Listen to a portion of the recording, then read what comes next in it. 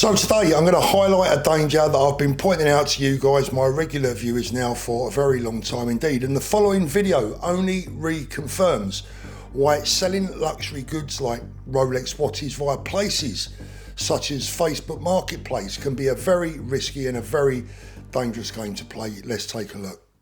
A disturbing video this evening shows a man on Long Island trying to sell his Rolex watch, but he was run down by the alleged buyer who took the watch without paying. So at last, the mainstream media seems to be catching up with this channel to the regular and life-threatening robberies where naive sellers are lured into traps by professional and highly skilled scammers.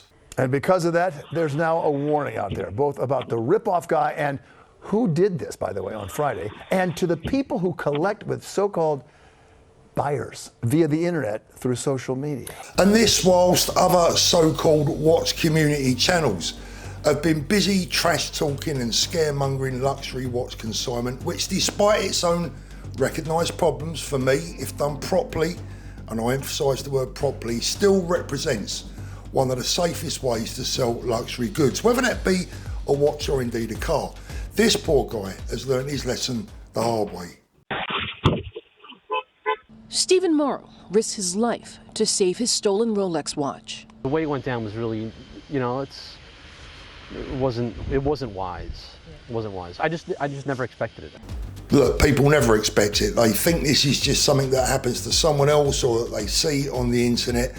But what have I been telling you guys for years, and the trend, for now at least, by some so-called experts in the watch YouTube space that have never done a day's watch dealing in their lives between them, is to never consign. Now let's go down the route of this poor guy, shall we? And there's plenty more like him. He says it was an online deal gone bad. He posted his Rolex watch to sell on Facebook Marketplace. I use it all the time for, little things like my son's toy that he's done using or, whatever. And there's part of the problem. Look, people don't scam or rob people for kids' toys, and it's easy to think that you've mastered this buying and selling online game until you start playing with the big boys.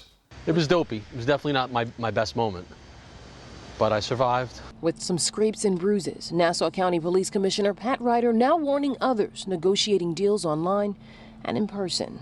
So if you're going to do it, you can come to a station house, you can go in front of a police station house. It's going to tell any bad guy, don't come here. As for that brazen driver who stole Morrow's watch. I'm not happy. I'm not happy with him. He's a punk. So sound advice from that police officer at the end, but that still doesn't resolve the problem of fake payments, bank transfers, switch scams, etc. that take place. My advice to you guys today remains the same as it's always been. If you're selling your luxury goods privately, then you can really only sell them to someone that you know, unless you're adept at dealing with thugs, criminals, scam artists, switch artists. Leave it to the professionals like a proven and solid trusted watch dealer. And to all those Monday morning quarterback YouTubers who find fault in absolutely everything that watch dealers do and are always calling for them to make whole other people's mistakes, well, it looks like this poor soul probably followed your advice instead of mine. So maybe it's time for you to cough up after dishing out such shitty advice.